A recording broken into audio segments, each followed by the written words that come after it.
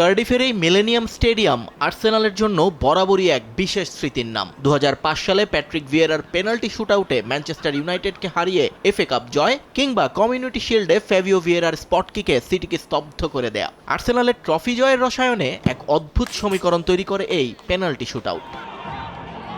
এবারের প্রি-সিজনেও মিকেল আর্তেতার দলের জয়গুলো এসেছে এই 12 গজের রোমাঞ্চে। বরুসিয়া ডর্টমুন্ড কিংবা কোমোর বিপক্ষে টাইব্রেকারের সেই স্নায়ুচাপ পার করেই আত্মবিশ্বাস সঞ্চয় করেছে গানাররা। 18 নম্বর কমিউনিটি শিল্ডের খোঁজে মাঠে নামা আর্তেতা বাহিনীর চোখ এখন ম্যানচেস্টার ইউনাইটেডের সর্বোচ্চ 17টি একক ট্রফি জয়ের রেকর্ড স্পর্শ করা।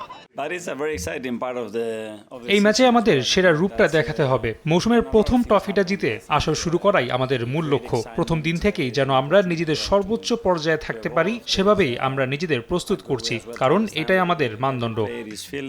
অন্যদিকে নীল ম্যানচেস্টারের গল্পটা নতুন অধ্যায়ের। পেপ গার্দিওলার ছায়া পেরিয়ে ব্লুজদের ডাগআউটে এটা এনজো মারেস্কার প্রথম প্রতিযোগিতামূলক ম্যাচ।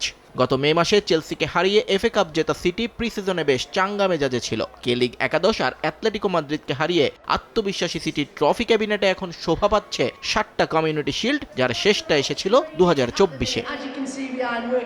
তবে আর্লিং হ্যালান্ড কিংবা ডেকলান রাইস, বুকায়ো সাকারা দীর্ঘ বিরতি কাটিয়ে ফিরলেও শুরু থেকেই তাদের মাঠে নামা নিয়ে রয়েছে অনিশ্চয়তা। এদিকে ইনজুরির কারণে আর্সেনাল পাবে না উইলিয়াম সালিবা এবং জুরিয়ান টিম্বারকে। এর মাঝে গুঞ্জন উঠেছে স্প্যানিশ তারকা রদ্রি চলে যাচ্ছেন বার্সেলোনায়। যদিও দল বদলের বাজার গরম থাকলেও মারেস্কা বেশ চিল মেজাজেই উড়িয়ে দিলেন সব সংশয়। আমার ব্যক্তিগত মত, এটি একটি ট্রফি, আর যখন কোনো ট্রফি বা ফাইনালের সুযোগ থাকে, আপনি সবসময় সে ম্যাচটি জিততেই চাইবেন। তাই এটাকে কোনো প্রীতি ম্যাচ ভাবার সুযোগ নেই। এটা এমন একটি ট্রফি যা জেতার জন্য এবং মৌসুমের প্রথম শিরোপাটি ঘরে তোলার জন্য আমরা আমাদের সর্বোচ্চ চেষ্টা করব।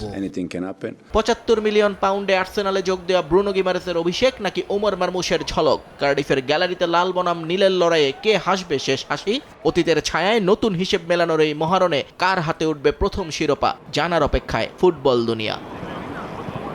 নিয়ন মোহাইমেন, সময় সংবাদ।